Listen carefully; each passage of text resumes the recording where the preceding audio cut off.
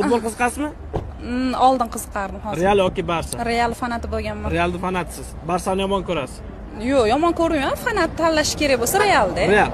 Barsa zo'ri deb bersangiz 50 ming so'm beraman, pul yutib olasiz. Yo'q, Real. 100 ming beraman, Barsa zo'r deb bersangiz, bir og'iz. Yo'q, ne, Real.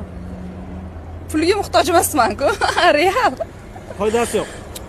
200 ming. Yo'q, foydasi yo'q. 1 million bersangiz ham bab Real deyman hozir. Mana haqiqiy Real muxlislari bor ekan, pulga sotilmas ekan. Real kuchlimi, Barsa kuchlimi? Barsa kuchli aka. Shunda siz Realni yomon ko'rasiz, to'g'rimi? Real yomon ko'raman-da. Qarang aka, hozir Real kuchli deb bersangiz, homiylarimiz tomonidan sovg'a beramiz. Barsa kuchli. Sovg'anma oldiga aka 50 ming pul qo'shib beraman. Barsa kuchli aka, baribir. Shartni yana plus qilaman, 100 ming qo'shib beraman. Mayli aka deb beraman unda. O'ylab ko'ring, komandani aka bitta misol 100 mingga alishtirib yuboryapsiz aka, shu tomonlarni ham o'ylang, yaxshilar. Real nomer 1 bo'p aka. Realdan zo'r yo'q. Eslab qolinglar, o'zimga tashlamayman. Men qarab turibsizlar, podpiskani bangillatib bosib tashlaylar, Realdan zo'r yo'q ekan. Aka, gap yo'q. Mana shu sizga sovg'a.